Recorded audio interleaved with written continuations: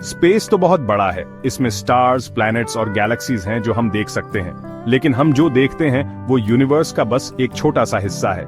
एक giant cake imagine करो, हम जो पार्ट देखते हैं वो ऊपर के स्प्रिंकल्स जैसा है, बाकी का केक इनविजिबल है but it's still there. Scientist इस इनविजिबल चीज को डार्क मैटर और डार्क एनर्जी कहते हैं। ये मिस्टीरियस फोर्सेस हैं जो 95% यूनिवर्स बनाती हैं। भले ही हम इन्हें देख नहीं सकते, इन फोर्सेस का हमारे आसपास की हर चीज पे बहुत बड़ा इंपैक्ट है। सोचो, यूनिवर्स के बारे में जितना हम जानते हैं उससे ज्यादा हम नहीं जानते। यही चीज डार्क मैटर और डार्क एनर्जी की स्टडी को इतना एक्साइटिंग बनाती है। चलो डार्क मैटर से स्टार्ट करते हैं। हम जानते हैं कि ये है इसकी ग्रेविटी की वजह से। ग्रेविटी एक इनविजिबल फोर्स जैसी है जो चीजों को एक साथ खींचती है। एक घूमता हुआ मैरी गो राउंड इमेजिन करो, जितनी तेजी से ये घूमता है उतनी ही जोर से फोर्स आपको बाहर की तरफ धकेलती है। Galaxies giant merry go round जैसी होती है, लेकिन ये जितना मैटर हम देख सकते हैं उस हिसाब से ज्यादा तेज घूमती है।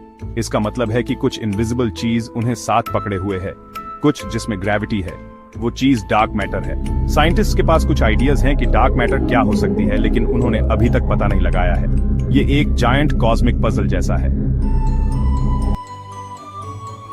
अब डार्क एनर्जी के बारे में बात करते हैं। ये फोर्स डार्क मैटर से भी ज्यादा मिस्टीरियस है। ग्रेविटी की तरह चीजों को एक साथ खींचने की बजाय डार्क एनर्जी चीजों को अलग धकेलती है। एक बलून फुलाते हुए इमेजिन करो, जैसे जैसे आप फुलाते हो बलून बड़ा और बड़ा होता जाता है। यूनिवर्स उस बलून जैसा है, कॉन्स्टेंटली एक्सपैंडिंग, लेकिन यहाँ स्ट्रेंज पार्ट ये है, एक्सपेंशन स्पीड अप हो रहा है। कुछ यूनिवर्स को अलग धकेल रहा है और वो चीज डार्क एनर्जी है। ये एक इनविजिबल फोर्स जैसी है जो हर चीज पर पुश कर रही है, यूनिवर्स को बड़ा और बड़ा बना रही है।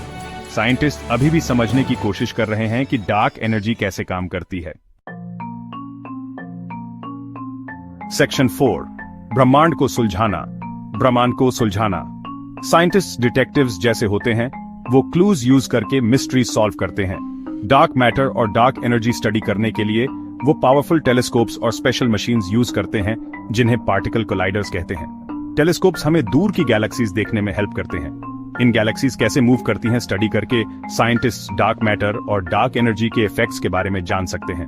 वहीं दूसरी तरफ पार्टिकल कोलाइडर्स टाइनी पार्टिकल्स को इनक्रेडिबली हाई स्पीड्स पर एक साथ स्मैश करते हैं। इन कोलिजन्स को स्टडी करके साइंटिस्ट डार्क मैटर के पार्टिकल्स क्रिएट और डिटेक्ट करने की होप करते हैं। ये केक के स्प्रिंकल्स टेस्ट करके उसके इंग्रेडिएंट्स समझने जैसा है।